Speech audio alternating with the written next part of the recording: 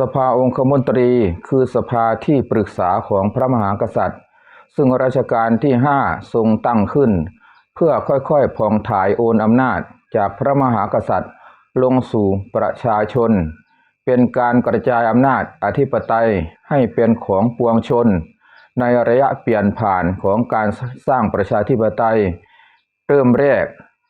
ตามทฤษฎีอำนาจรัฐคู่แบบประชาธิปไตย Democratic Dual Power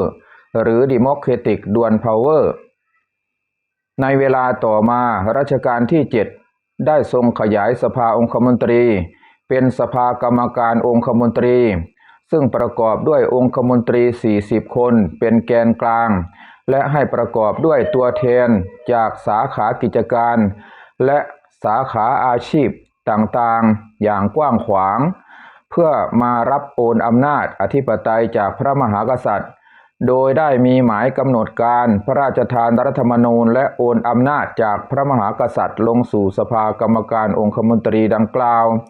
เพื่อให้สภากรรมการองคมนตรีได้มีอำนาจทำหน้าที่แทนสภาผู้แทนราษฎรชั่วคราวเพื่อสร้างประชาธิปไตยในระยะเปลี่ยนผ่านตามหมายกำหนดการ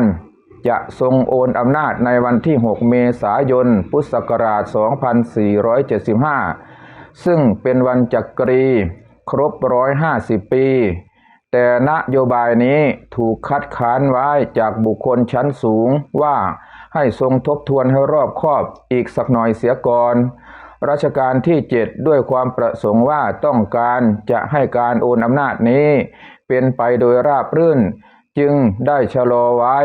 ทบทวนให้รอบคอบอีกทีหนึ่งก่อน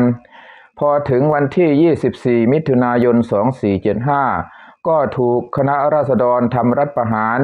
ยึดอำนาจจากรัฐบาลของรัชกาลที่7ไปเสียคณะราษฎร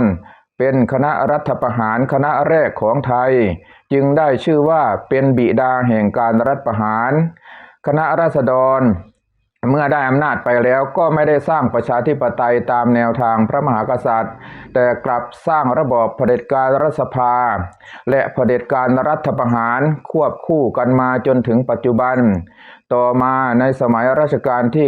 9ได้มีขบวนการประชาธิปไตยแห่งชาติจัดตั้งสภาปฏิวัติแห่งชาติขึ้นมาเพื่อเคลื่อนไหวผลักดันให้มีการโอนอำนาจสร้างประชาธิปไตยตามแนวทางพระมหากษัตริย์ตามนโยบาย 66/2523 ขั้นตอนที่ 2แต่ก็ไม่สำเร็จระบอบเผด็จการรัฐประหารและเผด็จการรัฐสภาจึงยังคงสร้างความวิบัติหายนะล่มจมให้แก่ประเทศชาติอยู่จนถึงทุกวันนี้